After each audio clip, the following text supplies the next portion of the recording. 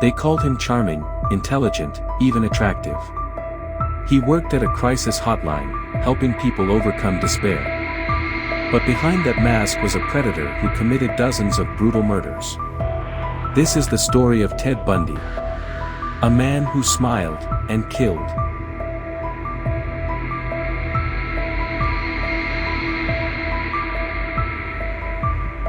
Theodore Robert Bundy was born on November 24, 1946. His life was built on lies from the very beginning. He grew up believing his mother was his sister, and his grandparents were his parents. When the truth came out, his trust in the world collapsed. A sense of betrayal never left him. I never really knew who I was.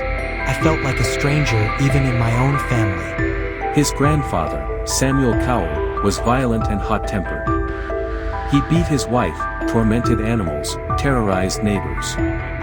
Young Ted watched and learned that power could be taken through fear. I once saw his grandfather throw a cat across the room. Ted stood there, watching.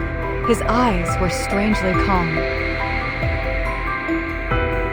As a child, he collected knives, spied on women, loved hiding in the dark. He smiled at adults, but the smile vanished the second no one was watching. He learned early, lies and pretense could be weapons.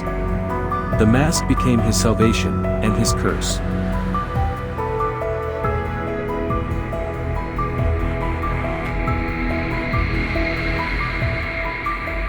In college, Bundy seemed perfect, well-groomed, charismatic, a successful student. He dreamed of a political career. Women adored him, professors admired him. But behind the mask was chaos. His charm was a role. A performance where he became whoever others wanted him to be.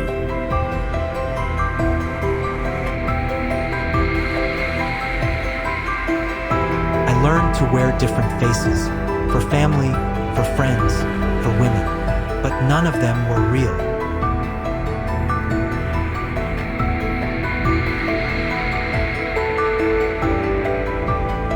In the early 1970s, he began his hunt.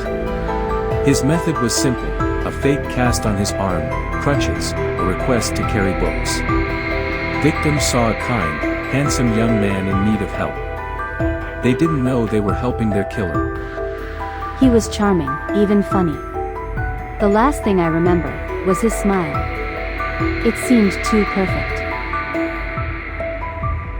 Bundy officially confessed to 30 murders. But investigators believe the real number could be far higher, perhaps 35, 50, maybe even 100. The terrifying truth is that no one knows exactly how many young women fell into his trap. Add one digit to the number you think. Maybe then you'll be close.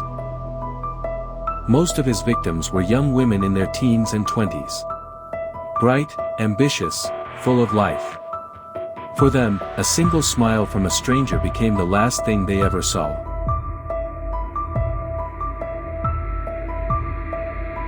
The paradox of Bundy is chilling. By day, he worked with police, helping them track criminals. By night, he became the hunter. A predator who blended into the crowd. A monster no one noticed.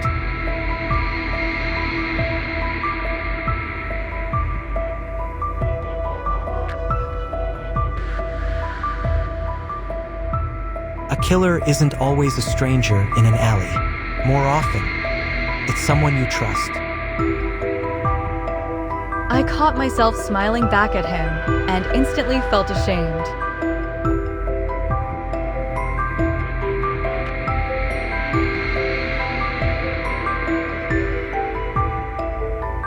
When he was arrested, the trial turned into a spectacle. Bundy defended himself, sparred with prosecutors, smiled at women in the audience. The press called him America's most charming killer. Women sent him love letters, some even fell in love. Even in court, Bundy was still an actor.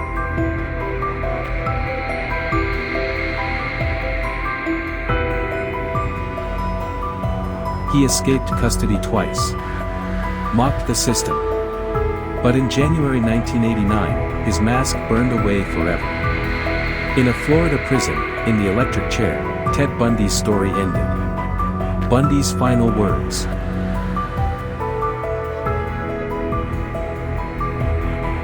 Tell my family and friends I love them.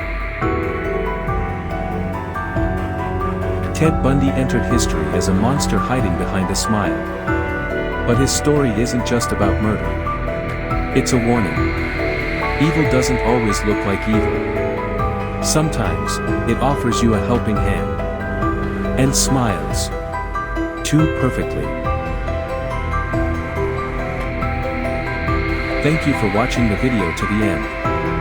We hope you enjoyed it. Please support our channel by subscribing.